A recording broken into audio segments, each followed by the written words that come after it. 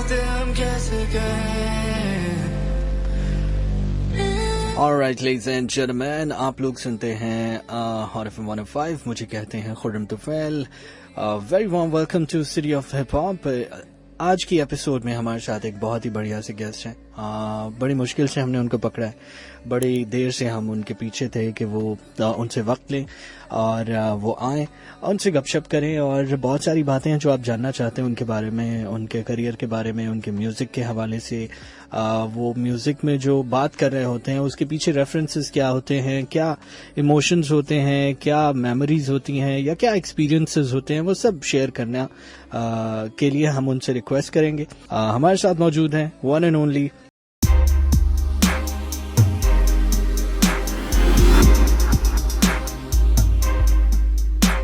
बोल जानी। क्लैपिंग कर दो भाई सब। कैसे हैं आप? ठीक हैं? बहुत गुड, बहुत अच्छा। आप सुनाएं? अल्हम्दुलिल्लाह, ऑल गुड, बिल्कुल ठीक, बेहतरीन। जनाब फाइनली हमने आपको जो है वो पकड़ लिया। आप आ गए सरेंडर। बहुत शुक्रिया, बहुत शुक्रिया। कैसी चल रही है लाइफ? क्या चल रहा है? अच्छा चल रहा है सब अभी भाई आजकल तो बहुत अच्छा चल रहा है। जो मैं रिसेंटली मैंने गाने सुने हैं। हाँ, थोड़ा चेंज किया मैंने अभी। हाँ, थोड़ा अलग साइड पे आया हूँ। मैंने थोड़ा पॉप ट्राई किया, इंडी ट्राई किया अभी। हाँ सही है। ट्रैप की साइड पे थोड़ा ज्यादा था, मैं अभी ट्रैप पे कम आया हूँ। सही, थोड़ा पॉप, इंडी और ये लोफाई इस टाइप की वाइब पे आया सही। हूँ। तो ये रियलाइजेशन कैसे हुई कि यार अब मुझे कुछ चेंज करना चाहिए? देखें, एक चीज जो है ना, हमारी जो आवाम है ना, वो इस चीज को नहीं देखती कि क्या चल रहा है और कितना इस बंदे का इस पे कितना अच्छा एक ग्रिप है। ठीक है, तो ये है कि मैंने सोचा कि कुछ एक अलग फ्लेवर होना चाहिए। सही है। आप ठीक है, पोएट्री कर रहा हूँ मैं, ठीक है, ट्रैप पे कर रहा हूँ, मेलोडी कर रहा हूँ, लेकिन एक थोड़ा सा तो उसको एक वेरिएंस होनी चाहिए उसमें, ताकि एक वेव बनी रहे। या माशाल्लाह आपकी बड़ी शानदार जर्नी है। उसमें अभी तक आपने जितना भी काम किया है, सारा काम एक तो डिफरेंट है और माशाल्लाह माशाल्लाह बहुत अच्छा काम किया है। और बड़ी अच्छी फैन फॉलोइंग भी है, शोज भी बजा रहे हैं आप माशाल्लाह इतनी यंग एज में। तो कैसा लगता है इतनी यंग एज में माशाल्लाह इतनी सक्सेस देख के, इतने अच्छे आर्टिस्ट के साथ काम करके? बिल्कुल। देखें, अब ये तो मुझ पे ही था कि मैंने स्टार्ट बहुत शुरू में किया है। ठीक है, अगर मैं ये चीज अभी 20s में करता अपनी, तो मेरे ख्याल से मुझे फिर 7 साल लगते, 27 साल का हो जाता मैं जब तक इस टाइम पे आता। ठीक है, तो ये मैंने स्टार्ट बहुत यंग एज में किया था। मैं वाज लाइक 14।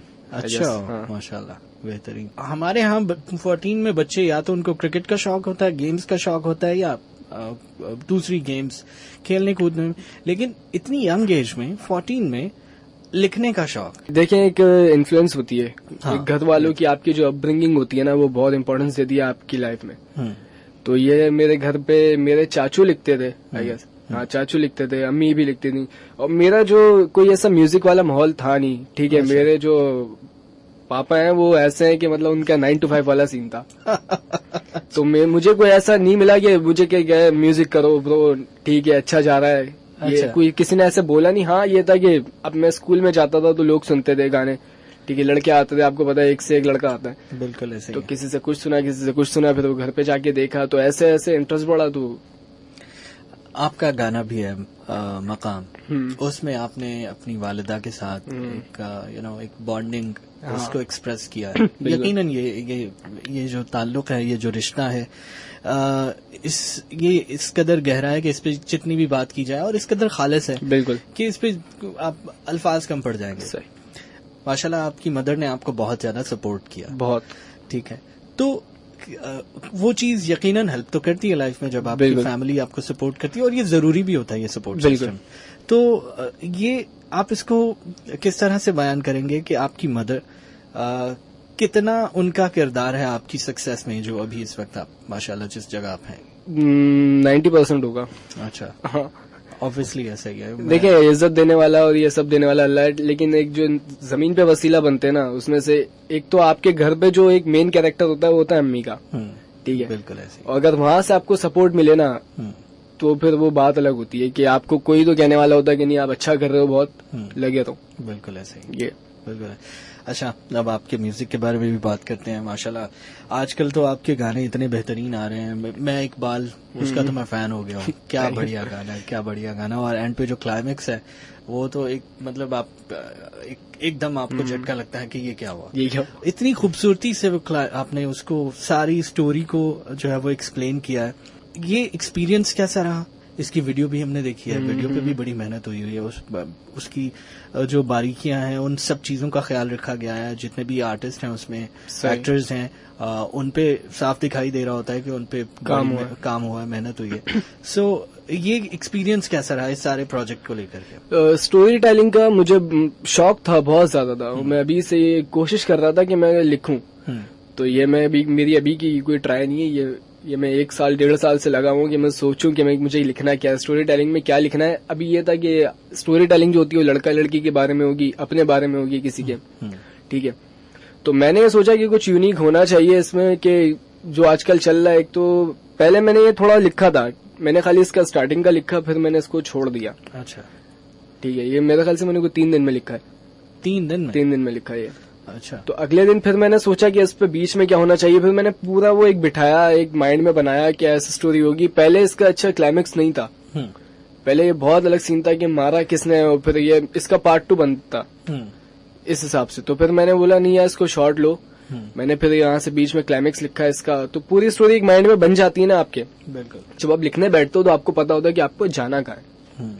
एक गाने का आपको पता होता है कि कहाँ तक जाएगा और कहाँ पे इसको रोक के कहाँ क्लाइमेक्स देना है। आप का रिसेंटली एक गाना हसन रहीम आपका, क्या ही खूबसूरत गाना, तू कहाँ ऑब्वियसली। इसके अलावा एक और गाना भी आपका हसन महारवी के साथ, अब्दुल्ला महारवी के साथ, वो गाना भी अभी आया। उसकी एक स्टोरी आपने अभी बताई थी कि उसकी क्या स्टोरी है, जरा बताइए वो क्या स्टोरी है? अब्दुल्ला, हाँ अब्दुल्ला, नथिंग लाइक यू की अब्दुल्ला यूके का आर्टिस्ट है। तो बेसिकली वो यूके से है और वो कोई इतना यंग एज का, मतलब 18 इयर्स ओल्ड है आई गेस वो। और उसकी आवाज इतनी कोई मैच्योर है कि वो लगता है कि 24 साल का है वो। हाँ ऐसा है, बिल्कुल ऐसा है। ठीक है, तो मैं भी पहले मैंने अच्छा अब्दुल्ला महारवी को नहीं देखा था। अच्छा। तो ये उमैर का दोस्त था। अच्छा। उमैर म्यूजिक जो है, छोटा उमैर उमैर का दोस्त था। तो ये ऐसे हुआ कि छोटे उमैर ने जो है वो एक दिन इसके वोकल्स निकाले अब्दुल्ला महारवी की। अब्दुल्ला महारवी उसको गा के भेजता था बस। अच्छा। कि गा दिया, अब इस पे तुम्हें बीट डालनी है, जो करना है करो, मैं नहीं जानता। तो अभी उसने भेजे वोकल्स, तो मुझे इसने सुनाए तो मुझे अच्छा लगा। तो इतना कोई सडन हुआ वो सीन कि उसने उस पर बीट डाली, गिटार डाला, बेस लाइन डाली, ड्रम डाले। ये सब जब डल गया तो उसके बाद एक पार्ट मैंने अपना छुड़वाया और मुझे बड़ा मजा आ रहा था उस पर कि मैंने नहीं ये तो अच्छा सीन है। तो फिर मैंने वहीं पे कोई 4-5 बार लिखी, फिर मैंने उससे स्पिट की तो मुझे अच्छा लगा। फिर मैं उससे ले गया, फिर मैं अगले दिन आया, रिकॉर्ड किया, वो गाना बन गया। Alright, ladies and gentlemen, that was a beautiful record, मकाम। और हमारे साथ मौजूद हैं बोल जानी। इतना खूबसूरत गाना और इसके लिरिक्स बड़े मीनिंगफुल हैं और उसमें एक मैसेज भी है और एक स्टोरी भी है जो आप अपनी बयान कर रहे हैं। तो इसकी क्या स्टोरी है? ये गाना मेरे माइंड में कोई इतना ऐसे हो के आया नहीं था कि मैं कुछ ऐसा लिखूं कभी। तो बस एक काफी पास्ट में, जो हर किसी का एक पास्ट होता है, मेरा भी है। ठीक है, तो मुझे ऐसी कोई एक फीलिंग थी जो मैंने कहा कि मैं शेयर करना चाहता हूँ। तो ये मुझे लिखने में ही 6 महीने लगे हैं। ये काफी लोगों को पता है कि मैंने ये गाना 6 महीने में लिखा है। अच्छा। और आप इसका ये था कि मैंने एक फोन में लिखा था। तो वो फोन मेरा लॉकडाउन का टाइम था, मैं बाहर घूम रहा था, तो उसमें एक डकैत आए मेरे पास। तो मुझे कहा कि यार ये ऐसी, मुझसे आपने मार्क्स कौन सा लगाया हुआ है? मेरा N95 है। तो कह रहा है अच्छा कहाँ से लिया? मैंने कहा यहाँ से लिया। कह रहे लाओ फोन दिखा दो। तो मैंने फोन दे दिया, वो चले गए। तो मुझे जितना याद था, फिर मैंने एक और फोन लिया, उसके अंदर लिखा। तो मैंने जब उसमें लिखा वो गाना, उसमें जब मैंने पूरा लिख लिया, तो उसके बाद भी फिर मैंने सोचा कि इस पे बीट स्विच होना चाहिए। जब मैंने ये सोचा ही था कि कुछ टाइम बाद वो फोन खराब हो गया। ठीक है, अब वो जब फोन खराब हुआ, फिर मैंने एक नया फोन लिया। वो फोन फिर मैंने उस पे बीट स्विच पे लिखा। फिर मैंने ये पूरा गाना रेडी किया। फिर मैंने सुल्तान ने बीट बनाई हुई थी इसकी पहले वाली। अच्छा। सेकंड वाली बीट जो है वो मैंने, जो सेकंड पार्ट है बीट स्विच का, मैंने मेरे ख्याल से कोई 2 घंटे में लिखा है। अच्छा। वो जल्दी लिख लिया था। सही। लेकिन जो मेन इसका जो पूरा चला है ना, पहली बीट का, वो 6 महीने लगे थे मुझे। सही। ये क्रिएटिव फ्लैश भी होता है ना कि आप आपको एकदम आमद होने लगती है और आप लिखते चले जाते हैं, ऐसे लगता है कि जैसे अब सब कुछ आ रहा है। आमद का बहुत सीन है केटी भाई, मैं कहता हूँ आमद इज रियल। हाँ बिल्कुल ऐसा। आमद बहुत, मतलब कहने को ऐसा है कि ठीक है आमद है, लेकिन इसका ऐसा होता है कि कभी आपका मूड हो, ये बेसिकली सब आपके मूड पे बात है कि जब आपका मूड होगा लिखने का तो आप लिखोगे। और फिर आप ऐसे, अभी मैंने एक गाना किया था, अभी की बात है, मैं कल उसकी रिकॉर्डिंग पे से आया हूँ, तो वो मैंने ऐसे ही बैठा हूँ फोन पे, उसके जो ड्रम्स थे मैंने बीट नहीं सुनी। अच्छा। और मैंने एयरपॉड्स भी नहीं लगाए, मैं ऐसे लेटा हूँ, मैंने उसके ड्रम्स पे वो गाना लिख दिया। अच्छा। और फिर मैं जब रिकॉर्डिंग पे गया हूँ, फिर मुझे तकलीफ हुई है बहुत, लेकिन वो हो गया। अच्छा। ये होता है कि एक आमद का ऐसा है कि आपकी जो थॉट्स होती है ना, एक तो आपके पास राइटर ब्लॉक लगता है। राइटर ब्लॉक का ये है कि आप जब पूरा आपके माइंड से सब चीजें निकल जाती हैं, फिर आपका माइंड होता है खाली, तो फिर आप कुछ नहीं लिख सकते। तो फिर जो आपका ब्रेन होता है ना, वो दोबारा उन चीजों को वापसी जमा कर रहा होता है, तो वो जो प्रोसेस होता है उसको राइटर ब्लॉक कहते हैं। अच्छा। ये है।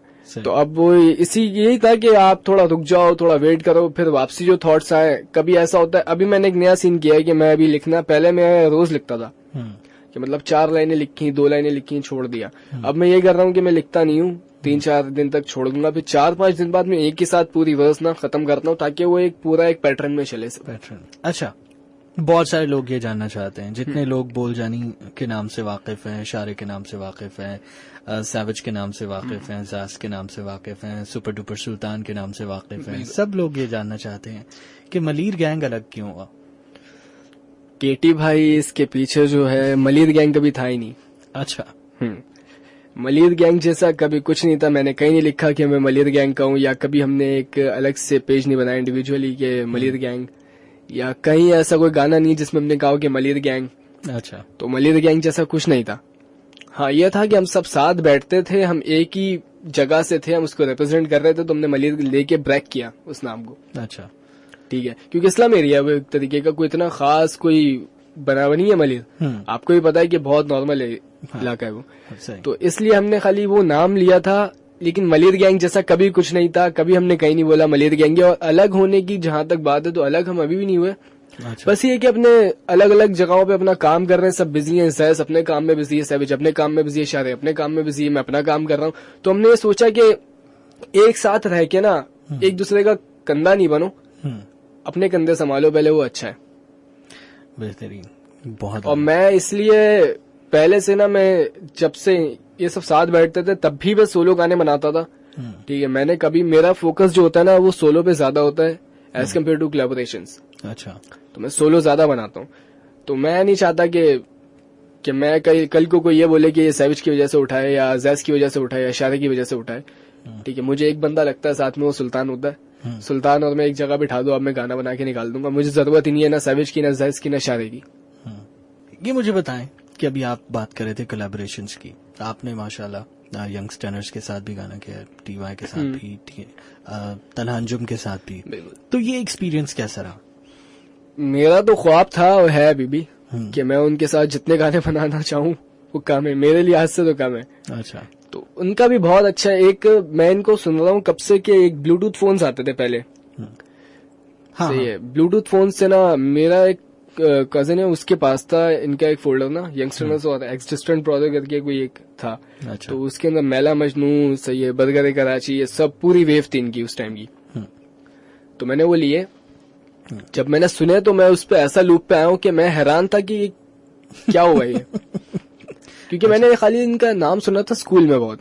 स्कूल में जो यंगस्टर्स थे वो बड़ा इनको कहते थे, वो गाने गा रहे हैं। तो मैं ये सोचता था यार क्या है, क्या सीन है कि इतना मजा भी आ रहा है, याद भी है इन लोगों को, जबकि इतना कॉम्प्लेक्स में लिखा हुआ है। तो जब उन्होंने दिया तो मैंने सुना, और फिर मैं अंजुम भाई का, यूनुस भाई का 2013 या 14 में बहुत बहुत सही वाला फैन था, अभी भी हूँ। लेकिन उस टाइम पे जहां तक बच्चा होता है ना एक साइको, वो वाला था कि मैं तला भाई की एक पिक्चर है, मुझे अभी तक मैंने बताया उनको कि वो इकरा यूनिवर्सिटी में परफॉर्म किया, उन्होंने ऐसे हाथ ऊपर किया हुआ है अपना ना, तो वो देखता रहता था। ठीक है।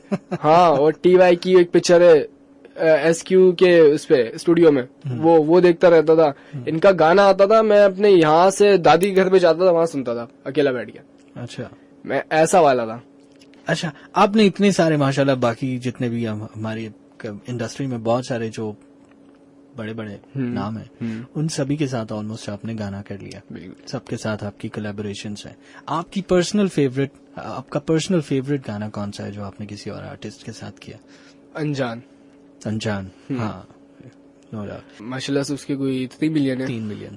अनजान में आपके साथ टीवा हैं, आप भी हैं। बिल्कुल। तो ये एक्सपीरियंस कैसा रहा, ये जर्नी कैसी थी? अनजान जो है वो एक सुल्तान के पास गया था मैं एक दिन, मैंने उससे बीट का कहा, सुल्तान ने बीट बना दी। तो वो नबील भाई को भेजा मैंने, फिर मैंने टीवाई भाई को भेजा, तो वहाँ उन दोनों ने लिख लिया। मैं 4 बार लिख के बैठा हूँ कोई, तो तला भाई ने मुझे टाइट किया, नबील भाई ने भी टाइट किया, मजाक मजाक में मेरी बड़ी करी उन्होंने आपस में बैठ के। तो फिर मैंने वो लिखा, तो एक दिन तला भाई की कॉल आई कि रिकॉर्ड पे इसको निकालते हैं गाना जोके भाई के पास। अच्छा। तो मैं बाइक पे गया हूँ, मैं बाइक पे लिख रहा था ये गाना, पूरा हुक जो है मैंने वो बाइक पे लिखा है उसका। तो तला यूनुस भाई ने खुद बैठ के रिकॉर्ड किया ये गाना। तला भाई ने खुद रिकॉर्ड किया? रिकॉर्ड किया बैठ के। शारे जब आए थे उन्होंने बताया कि बली और मैं उनके सामने जो है वो रिकॉर्ड हुआ, और आपका गाना तला यूनुस भाई ने रिकॉर्ड किया।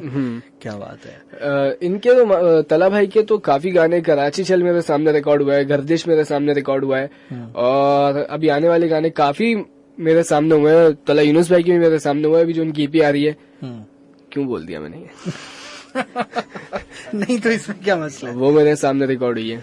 तो हाँ ना, जोके सर के पास ही होते हैं सब लोग, आप भी वहीं होते हैं, सबका म्यूजिक वहीं बन रहा होता है। तो यही तो इसी तरह से सब एक ही जगह जमा होते हैं, तो वो एक तरह से वही आपका ठिकाना है। सही।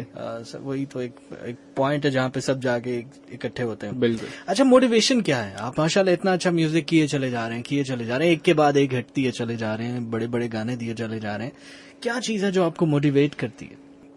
अच्छे आर्टिस्ट को सुनता हूँ, ठीक है, उनसे उनको देखता हूँ कि वो कैसे कर लेते हैं ये चीजें, ठीक है। अब जैसे अंजुम भाई ने पूरी एल्बम रेडी कर ली अपनी, तो वो कोई छोटी चीज नहीं है। बिल्कुल ऐसे, इतने कम टाइम में। तो ये चीजें बड़ा मोटिवेट करती है मुझे। टीवाई जो है वो बैठे बैठे लिख लेते हैं, तो ये जो एक चीज होती है, यार ये कैसे कर रहे हैं, तो ये मुझे भी करना है। तो ये चीजें जो है ना, काइंड ऑफ मोटिवेशन है। बिल्कुल ऐसे ही। और एग्जैक्टली यही चीजें आपको मोटिवेट करती भी हैं, जिनको आप आइडियलाइज करते हैं, जिनसे आप सीख रहे होते हैं, तो वो जिस तरह से काम कर रहे होते हैं, तो आपका भी दिल चाहता है, आपका भी ये चाहता है कि आप भी ऐसा पेस रखो अपना। बिल्कुल ऐसे ही है।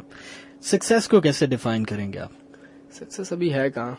अरे यार क्यों आप अभी मैं नहीं समझता कि मैं सक्सेसफुल हूँ। जो बहुत अच्छी अप्रोच ये है कि बहुत अच्छी हिप हॉप के अंदर आप कहें तो ठीक है, कहूंगा कि 50% हूँ मैं भी, लेकिन मैं चाहता हूँ कि मेरा जो कभी मैंने अभी माइंड में नहीं सोचा कि मेरा कोई एक गोल है या एम है, कभी नहीं रखा। जिस दिन मैं वो बना लूंगा तो उस दिन मैं खत्म हूँ, कुछ नहीं है मेरे पास। नहीं मतलब एक जैसे फॉर एग्जाम्पल सक्सेस को डिफाइन करना मैं असल में ये जानना चाह रहा था कि आपके नजदीक सक्सेस है क्या? आप क्या अचीव करेंगे तो आपको लगेगा कि यार हाँ अब मैं सक्सेसफुल हो गया? केटी भाई, मेरे पॉइंट ऑफ व्यू से सक्सेस कोई जैसी कोई चीज ही नहीं होती। अच्छा, ठीक है, एक मुस्तकिल स्ट्रगल होती है, जिंदगी कभी खत्म नहीं होती। सही है, सही। ये जो है ना, आपका एक वक्त की कैद है। आप ऐसा कह लो कि आपके पास ना टाइम जो है वो लिमिटेड है, ठीक है। आप सक्सेस क्या, आप तो मरते दम तक काम करोगे। आप अगर एक जगह सक्सेसफुल हो जाओगे, उसके बाद नहीं भी काम करोगे, तो आप फिर भी बैठ के तो नहीं खाओगे ना। सक्सेस तो कुछ नहीं होता, ये तो आपके पास काम ही करना है, वरना आपसे एक से एक पड़ा हुआ है। आप जहां वो चीज छोड़ोगे, आपके पास एक और आ जाएगा, फिर आप उसी दौड़ में आओगे। बार्स लिख लें भाई, ये अक्ल दानिश की बातें हैं। ब्रेक लेते हैं एक छोटा सा, ब्रेक के बाद वापस आते हैं, फिर बातों का सिलसिला यहीं जोड़ेंगे, हमारे पास वक्त बहुत कम है। तो एक छोटा सा ब्रेक के बाद हम वापस मिलते हैं। आप सुनते हैं हॉट एफएम 105, मुझे कहते हैं KT, with me I have one and only बोल जानी, मोहतशिम भी है, बिलाल भी है, आप हमारे साथ रहिए। आपने माशाल्लाह बहुत सारे शोज बजाए हैं, आप लाहौर भी गए हैं, दूसरे शहरों में भी गए हैं, कराची में भी बहुत सारे शोज आप बजाते रहते हैं। सबसे ज्यादा मजा कहाँ है? Karachi all day. इसकी वजह क्या, आपको क्या लगता है? क्या अपने लोग हैं असल में। एक वजह तो बहुत बड़ी है कि भी अपने लोग हैं यार, इस्लामाबाद में भी अपने लोग से मुराद वो वाली अपने लोग नहीं, मैं उसी को एक्सप्लेन कर रहा हूँ कि हिप हॉप वाले। हाँ, अपने लोग से वो होता कि हिप हॉप की ऑडियंस जो है कराची में सबसे ज्यादा है। कहीं पे भी आप चले जाएं, पाकिस्तान में हिप हॉप इतना नहीं है जितना कराची में। लाहौर में जो R&B, पॉप, ये सब चीजें ज्यादा चलती हैं as compare to hip hop. तो कराची में हिप हॉप का बहुत होल्ड है। एक सवाल जो मैं बाकी आर्टिस्टों से भी पूछता रहता हूँ, आपसे भी पूछूंगा कि आपको क्या लगता है कि कौन आपका जो है वो बिगेस्ट कंपेटिटर है? केटी में कंपटीशन है ही नहीं। अच्छा, ठीक है, आप वो अपनी दौड़ में। मैं अपनी दौड़ में वो कंपटीशन में मानता ही नहीं हूँ कि कंपटीशन है कोई। ठीक है, इसलिए बड़ा बोल नहीं कहता, लेकिन मैं इसलिए कह रहा हूँ कि मैं कंपटीशन के लिए आया नहीं हूँ। ना मुझे कंपटीशन करना है, मुझे रूल करना है। ठीक है, मुझे अपनी लीग बनानी है, क्या अपनी लेगेसी बनानी है, तो कंपटीशन नहीं है। एंड माशाल्लाह आप उसी ट्रैक पे हो। अपकमिंग शोज के बारे में बताइए, अपकमिंग आपका जो म्यूजिक आने वाला है उसके बारे में बताइए। अपकमिंग अभी तो मुहर्रम है, उसके बाद मुहर्रम के बाद लाहौर, ये कराची के जो कुछ शोज और गिग्स हैं। ठीक है, और काफी चीजें हैं। गाने तो मेरे अभी 5-6 गाने मेरे बने हुए जिन पे काम हो रहा है, अभी एक वीडियो पे काम हो रहा है।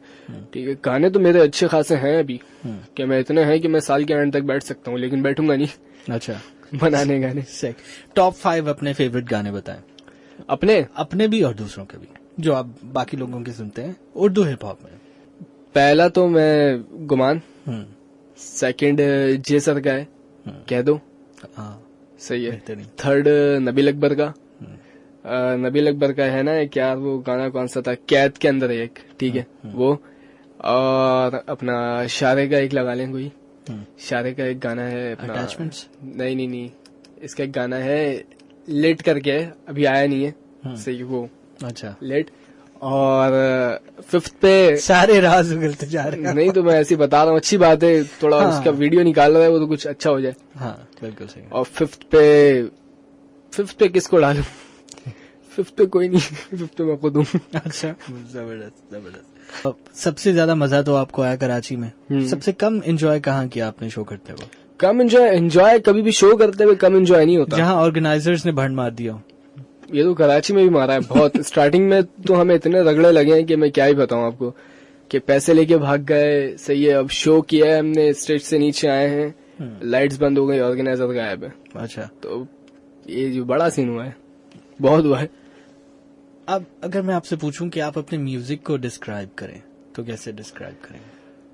मैं थोड़ा इस पे कल्चरल साउंड डालता हूँ। ठीक है, अपने हिसाब से मैं चाहता हूँ कि थोड़ा कल्चर में रहूं, अपनी एक जो अदब है उस पे। ठीक है, और थोड़ा एक वेस्ट का साउंड, मतलब जो मैंने सुना है मैं सब चाहता हूँ कि मैं मिला के कुछ इसको कर रहा होता हूँ। मुझे नहीं पता कि जो मेरी बचपन से जो एक चीजें सुनता हुआ आया हूँ, R&B, पॉप, हिप हॉप, ठीक है, और ये अपना जो अदब है, शायरी, ये सब मैं मिला के कुछ कोशिश कर रहा होता हूँ कि मैं कोई एक चीज बाहर निकालूं। मेरी हमेशा से हर गाने पे कोशिश होती है। कोई एक म्यूजिशियन जो आपको लगता है कि यार ये बहुत बढ़िया है, जिसको आप एडमायर करते हो? जो कि भाई, बड़ा ऑब्वियस सा जवाब। बिल्कुल सही, इजी विक्ट्री है। बहुत सारे नए लोग भी हैं जो म्यूजिक करना चाहते हैं, बहुत अक्सर इंस्टा पे भी या फेसबुक पे भी मैसेजेस कर रहे होते हैं। उनके लिए अगर कोई मैसेज देना चाहें, कोई आप लाइक सबकी एक स्ट्रगल होती है, और उस स्ट्रगल की रोशनी में वो दूसरों को कोई एक मैसेज देते हैं कि यार ये करना और ये नहीं करना, और ये इस रास्ते पे चलना और ये सही रहा है। मैं बस यही कहूंगा कि मैंने ऐसे देखे अपने साथ में ही है जिनके कुछ भी नहीं बनता लेकिन अकड़ बहुत होती है। ठीक है, ये भी मसले हैं कि वो ना, मैंने देखा है ऐसे लोगों को, मैं जानता हूँ, मैं उनके साथ बैठता हूँ कि वो कुछ भी नहीं है। ठीक है, लेकिन उनके अंदर अकड़ इस हिसाब की है ना कि मैं कहता हूँ क्या ही बात है। ठीक है, इतनी तो मैंने वायस में नहीं देखी, वायस में तो है ही नहीं। हाँ बिल्कुल, वायस से कुछ भी नहीं है, फिर भी उनकी अकड़ ऐसी होती है कि वो क्या ही बताएं। तो मैं भाई ये चाहता हूँ कि एक काम करें, जब तक पूरे इस चीज पे रेडी नहीं हो जाए, डिलीवरी ये सब चीजों पे जब तक अपने आप को पूरा अच्छे से ना बना लें, तब तक माइक पे नहीं आए। ट्राई करें, ठीक है, वो अच्छी बात है, लेकिन ऐसे क्या होगा कि आपकी एक इमेज है जो आप नीचे से तोड़ के ऊपर आओगे, उसमें फायदा नहीं। आप एकदम से कोई अच्छा दोगे ना तो वो आवाम पिक करेगी, क्योंकि आजकल आवाम को नॉलेज है म्यूजिक की बहुत ज्यादा, और भी हिप हॉप का टाइम है, हिप हॉप आगे बढ़ रहा है माशाल्लाह से। तो अच्छा करें, लगे रहें, कंसिस्टेंसी है तो सब कुछ है ना। हर आर्टिस्ट के, हर म्यूजिक करने वाले के म्यूजिक पे एक इन्फ्लुएंस होता है, और वो उसका एक जरिया भी होता है। आर्टिस्टिक जो इन्फ्लुएंस है वो कौन है आपके म्यूजिक में? मैं वैसे जो है ना, मैं शायरी बहुत पढ़ता हूँ। ठीक है, बहुत ज्यादा पढ़ता हूँ, तो मैं शायरी पढ़ता हूँ। और ये जो जितने आर्टिस्ट मैं सुनता हूँ ना, तो मैं कोई, अभी ये है कि ये सीन है कि मैं सब आर्टिस्ट को एक साथ नहीं सुनता, मतलब कोई एक लूप पे नहीं लगाता मैं। अच्छा। तो मैं हमेशा से सबको सुनता हूँ कि क्या हो रहा है यहाँ पे। अच्छा, ये एक सीन है मेरे साथ कि पाकिस्तानी हिप हॉप नहीं सुनता इतना। अच्छा, ठीक है, मैं मतलब जो वायस हैं, जे सर, ये इन सबको सुनता हूँ, लेकिन कुछ होते हैं कि जो एकदम से ब्लो अप हो गए, उनको सुन लिया। तो ये चीजें मैं कुछ कुछ सुनता हूँ उठा के जो मुझे अच्छे लगते हैं, लेकिन मैं सबको नहीं सुनता एक साथ कि कौन क्या कर रहा है। ये मुझे अच्छा नहीं लगता कि ऐसे एकदम से सुन लो किसी को भी, खाली इसलिए कि आप इनसिक्योर हो, आप नहीं चाहते, तो मैं इसलिए नहीं सुनता। ठीक है, जब अच्छा काम करेगा तो खुद नजरों में आएगा। बिल्कुल ऐसे ही। ठीक है, आपके इस गाने पे कमेंट भी किया तला यूनिस ने, भाई ने, और कहा कि जानी इज फ्यूचर, जो कि भाई कभी कमेंट में देख रहा था आपके वीडियो के नीचे कि भाई मजा आ गया। वो भी इनकरेज कर रहे हैं, अप्रिशिएट कर रहे हैं। जय सर ने बात की एक जगह, मैं उनको सुन रहा था, तो उन्होंने भी यही कहा कि जो आजकल जो बहुत अच्छा काम कर रहे हैं उनमें से एक नाम उन्होंने आपका भी लिया। तो जब इतने बड़े बड़े जो नाम है वो आपको इस तरह से अप्रिशिएट कर रहे होते हैं, इनकरेज कर रहे होते हैं, तो ये कितना मोटिवेट करता है। और बहुत ज्यादा, क्योंकि एक ये था कि इनको सिर्फ देखा था मैंने। एक चीज और ऐड कर दूं, डॉन में आर्टिकल भी छपा आपके गाने को, इरादे को लेकर के। तो ये सब चीजें कितना मोटिवेट करती हैं। ये बहुत ज्यादा, आपका दिल चाहता है काम करने का, आप इसकी तरफ और माइल होते हो। आपका दिल चाहेगा कि नहीं यार ये मैं कर रहा हूँ तो इससे कुछ मुझे मिल भी रहा है। सही है, और पैसा सब कुछ नहीं होता मिलना, आपको इज्जत मिलनी चाहिए, वो मेन है। बिल्कुल है। तो ये अच्छा लगता है बड़ा। ठीक है, आप अपनी स्किल के बारे में बताइए कि एक स्किल को आप किस तरह से डेवलप करते हैं। आप लिखते हैं, बहुत अच्छा लिखते हैं, लेकिन मैंने नोटिस किया कि आप हर दफा कुछ नया, कुछ अलग करने की कोशिश में रहते हैं। इस स्किल को डेवलप करने के लिए क्या कुछ आप पढ़ते हैं बहुत ज्यादा, या सुनते हैं बहुत ज्यादा? दोनों, पढ़ना सुनना दोनों इम्पोर्टेंट है। और फिर आप ये देख के चलो कि आपका जो अपना स्टाइल है आप उससे बाहर भी ना जाओ। ठीक है, लेकिन कुछ ऐसा भी दो लोगों को जो आपका ऐसा ना हो कि पहले जैसा गाना जैसा आपने पहला निकाला है वही आपने इसमें बातें की, ऐसा नहीं होना चाहिए। तो थोड़ा अलग हो। आप जब लिख रहे होते हो तो मेरे माइंड में अक्सर ये चलता है कि ये वर्ड मैंने यूज किया हुआ है तो ये वर्ड अब मैं इस गाने में नहीं डालूंगा। सही, ये होता है। अच्छा, अब जब आप आज माशाल्लाह जब आप पलट के देखते हैं, आपकी एक लंबी जर्नी है अभी माशाल्लाह, you have a long way to go. बहुत काम करना है, बहुत सारा नाम कमाना है, बहुत सारा पैसा कमाना है, वो भी जरूरी है ब्रो, बल्कि इनफैक्ट वही सबसे ज्यादा जरूरी है आजकल के दौर में। तो आपका माशाल्लाह चैनल भी आपका ग्रो कर रहा है यूट्यूब पे, माशाल्लाह तकरीबन 85,000 आपके सब्सक्राइबर्स हो गए और भी बढ़ते चले जा रहे हैं। और पिछले कुछ अरसे में बड़ा तेजी से ग्रो किया आपका चैनल माशाल्लाह से। स्पॉटिफाई पे आपके गाने जो वो मिलियंस में व्यूज होते हैं उनके। तो एक लंबी जर्नी है। आज जब आप पलट के देखते हैं तो एक चीज जिसको देख के आपको लगता हो कि यार हाँ, ये अब तक की मैंने जो भी अचीव किया है उसमें मेरी सबसे बड़ी अचीवमेंट ये है, वो कुछ भी हो सकता है, कुछ इमोशनल हो सकता है, कुछ मटेरियलिस्टिक हो सकता है। देखें, मैं जो एक मेरा हेडबैंग हुआ था ना एक जगह पे, जो मेन मुझे मिला एकदम से बूम हुआ है सीन, वो हुआ है कि मैंने एक ईपी बनाई थी। ठीक है, हम लोग बैठे हुए थे सब लोग ना, तो हमारा ईपी का मूड हो गया था, तो हमने ईपी बना ली। तो हम सब ने अपनी अपनी ईपी बना रहे थे। शारे ने अपनी बनाई, सैविज ने अपनी, जैस ने अपनी, तो मैंने अपनी। तो उसमें से मैंने कुछ ये ट्राई किया, मैंने किसी को बताया नहीं ये बात कि मैं क्या करने वाला हूँ। मैंने बस अलग अलग चीजें ट्राई की। तो मैंने एक दिन मकाम जो है ना, मैंने सोचा कि पोएट्री लिखूंगा। लिखता था मैं, तो मैंने सोचा मैं लिखूंगा। तो मैंने मकाम लिखा, वो पोएट्री लोगों को पसंद आई, एक मेलोडिक था, फिर पोएट्री भी थी, तो वो लोगों ने पिक किया। तो फिर मैंने वही चीज कैरी किया आगे तक, अभी तक कर रहा हूँ। सही। जाते जाते आप अपने सारे सोशल मीडिया के जो प्लेटफॉर्म्स हैं वो शेयर कर दें। सोशल मीडिया पे, इंस्टाग्राम पे @बोलजानी म्यूजिक, यूट्यूब पे जानी म्यूजिक, और फेसबुक पे जानी, ट्विटर पे बोलजानी म्यूजिक। और हम सबके दिलों के जानी बोल जानी। बड़ी लंबी हसल के बाद आप मुमकिन हो पाया कि आप आए। मैं आ गया हूँ, देखें। थैंक यू सो मच, बहुत बहुत शुक्रिया। It was a pleasure to have you on my show. Ladies and gentleman, आज की इस एपिसोड में बस इतना ही। आपसे इंशाल्लाह दोबारा मुलाकात होगी। This is KT signing off till we meet again. It's good bye.